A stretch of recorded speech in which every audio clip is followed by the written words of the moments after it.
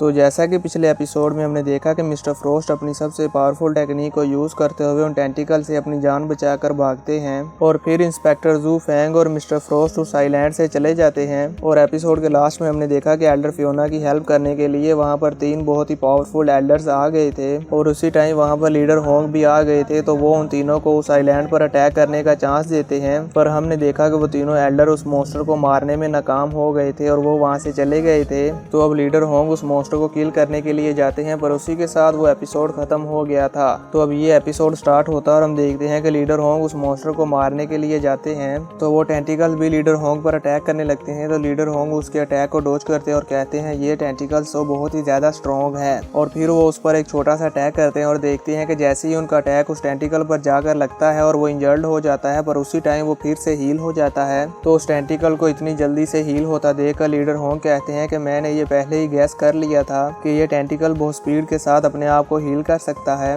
और मुझे लगता है कि यहाँ पर ऐसे 16 टेंटिकल्स हैं। और फिर जैसे ही वो सब टेंटिकल्स मिलकर लीडर होंग पर अटैक करने लगते हैं, तो ये देखकर लीडर होंग वहाँ पर अपनी पावर से एक फील्ड बना लेते हैं और जितने भी टेंटिकल्स उनकी इस फील्ड में आ जाते हैं तो वो वहाँ पर फ्रीज हो जाते हैं। यानी कि लीडर होंग की ये जो फील्ड है इसमें कोई भी टेंटिकल्स अपनी मर्जी से हिल नहीं सकता और उनकी ये फील्ड बहुत ही ज्यादा पावरफुल है, यानी कि वो अपनी फील्ड में जो चाहे वो कर सकते हैं और ये टेंटिकल वहाँ पर हिल भी नहीं सकते। तो अब लीडर होंग अपनी उस फील्ड में उस टेंटिकल को बहुत ही ध्यान से देखते हुए कहते हैं ये रेड वाइन्स तो एंशिएंट सिविलाइजेशन के ज़माने की हैं, मुझे नहीं लगा था कि ये रेड वाइन्स अभी तक इस अर्थ पर मौजूद होंगी। और फिर वो कहते हैं कि ये फैंग हमारे लिए एक लकी स्टार की तरह है, इससे हमें इस बार बहुत ही ज़्यादा प्रॉफिट हासिल होगी। और फिर वो कहते हैं कि जब मैं हेडक्वार्टर वापस जाऊँगा तो मैं उसे एक बहुत ही अच्छी सी चीज़ दूंगा। और इसी के साथ वो वहाँ पर एक बहुत ही ज़ोरदार ब्लास्ट करते हैं और हमें यहाँ पर ये नहीं दिखाया जाता कि लीडर होंग इन टेंटिकल्स के साथ क्या करते हैं, पर हमें यहाँ पर एक बहुत ही जोरदार ब्लास्ट होता हुआ दिखाया जाता है, जिसमें मुझे तो ऐसा ही लगता है कि ये सभी टेंटिकल इसमें जलकर राख हो गए होंगे। पर ये हमें आगे आने वाले एपिसोड में मालूम हो जाएगा कि लीडर होंग ने इन टेंटिकल्स के साथ क्या किया।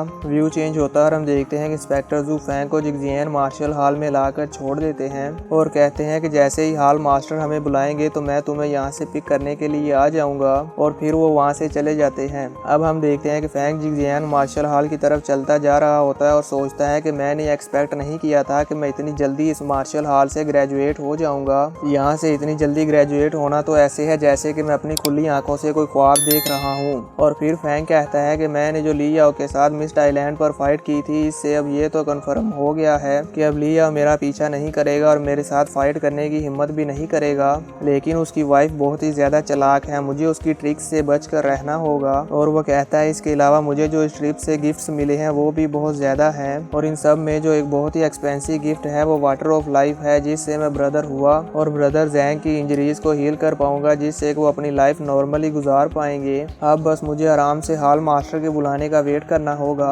इसी के साथ व्यू चेंज होता है और हम देखते हैं ली याओ को, जिसने के बहुत ही ज़्यादा ड्रिंक कर रखी होती है और वो बहुत ही ज़्यादा नशे में होता है, पर फिर भी वो नहीं रुकता और भी ज़्यादा ड्रिंक करता रहता है। तभी वहाँ पर ली याओ की वाइफ वेनिना आती है और वो कहती है ली याओ तुम्हें इस बार के फेलियर का ब्लेम अपने आप पर नहीं लेना चाहिए। और वो ली याओ से वाइन वाली बोतल छीन लेती है और कहती है ली याओ तुम इस तरह की हरकतें क्यों कर रहे हो। तो ली याओ कहता है कि मैं अपने आप को बिल्कुल ही होपलेस फील कर रहा हूँ। तो वेनिना कहती है ली याओ तुम्हें इस तरह से अपने आप को ब्लेम करने की ज़रूरत नहीं है, हम दोनों बहुत ही लंबे अरसे से एक दूसरे के साथ रहते आ रहे हैं और हमने बहुत ही ज़्यादा फाइट्स भी करी हैं, पर मैंने पहले कभी भी तुम्हें इस हालत में नहीं देखा, आखिर तुम ऐसा क्यों कर रहे हो। तो ली याओ उससे बताता है कि वो फैंग अब मेंटल मास्टर की पीक पर पहुंच चुका है और साथ ही साथ वो हाई लेवल का गॉड ऑफ वार भी बन गया है और अब मैं उसका ओपोनेंट नहीं रहा क्योंकि वो फैंग मुझसे बहुत ही ज़्यादा पावरफुल है। तो ये सुनकर वेनिना कहती है क्या वो फैंग मेंटल मास्टर की पीक पर पहुंच चुका है और साथ ही साथ वो हाई लेवल का गॉड ऑफ वार भी बन गया है। तो वेनिना ली याओ से कहती है तो क्या हुआ अगर वो हाई लेवल का गॉड ऑफ वार बन गया है, हमारी बोलिनास फैमिली में अभी भी बहुत सारे हाई लेवल के गॉड ऑफ वार वॉरियर्स हैं, मुझे उस फैंग को मारने के लिए कुछ भी करना पड़ा तो मैं जरूर करूंगी, चाहे फिर इसके लिए कोई भी कीमत अदा करनी पड़े। तो ली याओ से कहता है कि तुम अभी भी कुछ भी नहीं समझ रही, क्या तुम्हें पता नहीं है कि ट्री स्पिरिट एक वॉरियर के लिए क्या मायने रखती है। और साथ ही साथ इस बार उस फैंग को बहुत ही ज्यादा कंट्रीब्यूशन पॉइंट्स भी मिलेंगे। और क्या तुम्हें लगता है कि उसके साथ जिगजियान मार्शल हॉल की सपोर्ट के होते हुए कोई भी वॉरियर ऐसा होगा जो कि हमारे साथ मिलकर उसके अगेंस्ट जाने की हिम्मत करेगा? तो ये सुनकर वेलिना को बहुत ही ज्यादा गुस्सा आता है और उसके हाथ में जो वाइन की बोतल होती है वो उसे तोड़ देती है। तो लिया उसे बताता है कि इस वर्ल्ड में बस ऐसे कुछ ही लोग हैं जो कि जिगजियान मार्शल हॉल के अगेंस्ट जाने की हिम्मत रखते हैं। तो वेलिना लिया उसे कहती है कि हम किसी और पर रिलाई नहीं कर सकते, इसलिए तुम्हें खुद ही ब्रेक थ्रू करना होगा और गॉड ऑफ वार के एग्जिस्टेंस को क्रॉस करके बियॉन्ड गॉड ऑफ वार बनना होगा। और जैसे ही तुम बियॉन्ड गॉड ऑफ वार बन जाओगे तो फिर तुम उस फैंग से खुद ही बदला ले पाओगे और हमें फिर इसके लिए किसी और की हेल्प लेने की जरूरत भी नहीं होगी। अब यहाँ से व्यू चेंज होता है और हम देखते हैं फैंग के विला को, जिसमें कि फैंग बहुत ही आराम के साथ सो रहा होता है। और जैसे ही फैंग वहाँ से उठकर बाहर बालकनी में आता है तो उसे वहाँ पर नीचे इंस्पेक्टर जू नजर आते हैं। तो जैसे ही फैंग इंस्पेक्टर जू को नीचे देखता है तो वो सोचता है कि मैंने तो सोचा था कि मैं इस विला में 2 से 3 साल रुकूंगा, पर अब ऐसा लगता है कि मुझे यहाँ से बहुत ही जल्दी जाना होगा। सीन चेंज होता है और हम देखते हैं कि फैंग इंस्पेक्टर जू के साथ गाड़ी में बैठकर जिगजियान मार्शल हॉल के हेडक्वार्टर की तरफ जा रहा होता है। तो अब जैसे ही फैंग जिगजियान मार्शल हॉल के हेडक्वार्टर में पहुंचता है तो वो जिगजियान मार्शल हॉल के हेडक्वार्टर की बिल्डिंग को देखकर बहुत ही ज्यादा एक्साइटेड हो जाता है और बस उस हेडक्वार्टर की बिल्डिंग को ही देख रहा होता है, क्योंकि वो हेडक्वार्टर बहुत ही ज्यादा एडवांस टेक्नोलॉजी से बनाया गया था। तो अब वहाँ पर एक होलोग्राफ रोबोट गर्ल आती है और वो इंस्पेक्टर जू और फैंग को स्कैन करते हुए कहती है कि आप दोनों अंदर जा सकते हैं। तो ये सुनकर इंस्पेक्टर जू और फैंग दोनों ही हेडक्वार्टर के अंदर चले जाते हैं। तो अब हेडक्वार्टर में फर्स्ट लीडर के रूम की तरफ जाते हुए इंस्पेक्टर जू फैंग को कहते हैं तुम्हारे इस बार का कंट्रीब्यूशन शेयर मुझसे बहुत ही ज्यादा है। तो ये सुनकर फैंग उन्हें रिप्लाई में कहता है कि मैं लकी हूँ जो मुझे एक्सीडेंटली वो मिस्ड आइलैंड मिल गया। तो इंस्पेक्टर जू फैंग को कहते हैं कि लकी होना भी हमारी स्ट्रेंथ का ही एक हिस्सा है। और फिर जैसे ही वो दोनों फर्स्ट लीडर के रूम के सामने आते हैं तो फर्स्ट लीडर फैंग को आवाज देते हुए कहते हैं फैंग अंदर आ जाओ। और फिर फैंग फर्स्ट लीडर के रूम के अंदर आ जाता है। तो जैसे ही फैंग रूम के अंदर आता है तो लीडर उसे अपने सामने बैठने को कहते हैं। तो फैंग लीडर के सामने बैठ जाता है। तो अब लीडर होंग फैंग को कहते हैं कि तुमने ये जो मिस्ड आइलैंड को ढूंढा और हमें इसके बारे में रिपोर्ट किया और वहाँ पर हमें जो भी ट्री स्पिरिट्स और विलो हार्ट मिले हैं उसमें से हम 10% शेयर्स तुम्हें दे रहे हैं। और इन ट्री स्पिरिट्स को कलेक्ट करते टाइम तुमने भी हमारी काफ़ी ज़्यादा हेल्प करी थी, इसलिए मैं तुम्हें 5% एक्स्ट्रा डिस्ट्रीब्यूशन पॉइंट दे रहा हूँ। अब तुम्हारे पास टोटल 15% डिस्ट्रीब्यूशन पॉइंट्स हैं। तो ये सुनकर फैंग हैरानी के साथ कहता है 15% डिस्ट्रीब्यूशन पॉइंट्स। तो लीडर होंग फैंग को बताते हैं कि हमने उस आइलैंड से 98 ट्री स्पिरिट्स को कलेक्ट किया है, जिनमें से ये 12 ट्री स्पिरिट्स तुम्हारी हैं और ये 15% डिस्ट्रीब्यूशन पॉइंट्स बनते हैं और ये सारी 12 ट्री स्पिरिट्स अब तुम्हारी हैं। तो ये सुनकर फैंग अपने मन में सोचता है कि ये ट्री स्पिरिट्स बहुत ही ज्यादा अमेजिंग है, इनमें से बस मैंने एक ही ट्री स्पिरिट को यूज किया और मेरी पावर डबल हो गई। पर हाल मास्टर को इन ट्री स्पिरिट्स का इतना ज्यादा नॉलेज कैसे है? तो फैंग हाल मास्टर से पूछता है हाल मास्टर क्या ये ब्लैक क्रो रूट और ये 1000 ईयर ओल्ड विलो हार्ट वाकई ही 1000 ईयर ओल्ड है? तो हाल मास्टर कहते हैं हाँ, ये 12 के 12 ट्री स्पिरिट्स 1000 ईयर ओल्ड हैं और लोग इन ट्री स्पिरिट्स के बारे में जानते हैं कि इनको यूज करने से इसका इफेक्ट कितना ज्यादा अमेजिंग है। और तुमने तो इनमें से एक ट्री स्पिरिट को यूज किया है, तुम्हें तो पता ही है कि इसका इफेक्ट कितना ज्यादा अमेजिंग है और ये वॉरियर की पावर को कितना ज्यादा बूस्ट करता है और उसकी पावर को भी डबल कर देता है। और ये ट्री स्पिरिट किसी ऐसे वॉरियर के लिए किसी भी काम की नहीं है जो कि हाई लेवल के गॉड ऑफ वार की पीक पर पहुंच चुका हो, और अगर तुम इनको अपने लिए यूज करते हो तो ये तुम्हारे लिए इतनी ज्यादा इफेक्टिव नहीं है।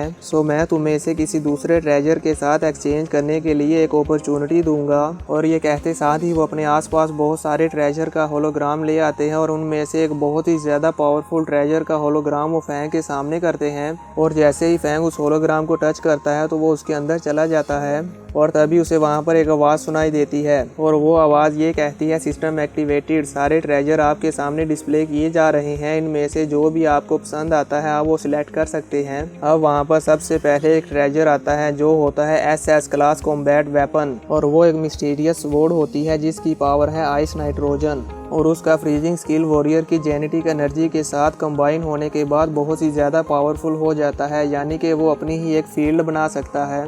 और उस फील्ड के एरिया में इस स्वॉर्ड की फ्रीजिंग पावर इतनी ज़्यादा होगी कि फैंग की मर्जी के अलावा कोई भी स्टैंड नहीं कर पाएगा और वो सभी वहाँ पर फ्रीज होकर डिस्ट्रॉय हो जाएंगे। और फिर वहाँ पर सेकंड वेपन आता है और वो भी एसएस क्लास का कॉम्बैट वेपन होता है जिसका नाम है इलेक्ट्रोमैग्नेटिक डेवल विप और ये 2 टाइप्स के अटैक कर सकता है। जिसके बाद वहाँ पर थर्ड वेपन आता है वो भी एसएस क्लास का कॉम्बैट वेपन होता है जिसका नाम है विंग स्पेन मैग्नेटिक स्वॉर्ड। और सच में ये स्वॉर्ड बहुत ही ज़्यादा पावरफुल होती है। और इसी के साथ साथ अगर इस स्वॉर्ड को एक शील्ड के साथ अटैच कर दिया जाए तो ये स्वॉर्ड एक सुपर फंक्शनल वेपन बन जाता है और ये फ्लाई भी कर सकता है। यानी कि ये वेपन बिल्कुल ऐसा ही हो जाएगा जैसे कि थोर अपने वेपन के साथ अटैक भी कर सकता है और साथ ही वो अपने हैमर की हेल्प के साथ फ्लाई भी कर सकता है। बिल्कुल सेम इसी की तरह फैंग इस स्वॉर्ड को लेने के बाद फ्लाई भी कर सकता है और इससे बहुत ही ज़्यादा पावरफुल अटैक भी कर सकता है। और इसी के साथ वहाँ पर 4th नंबर पर आता है ब्लैक गॉड आर्मर। और दोस्तों ब्लैक गॉड आर्मर की पावर्स के बारे में तो हमें पहले ही पता है।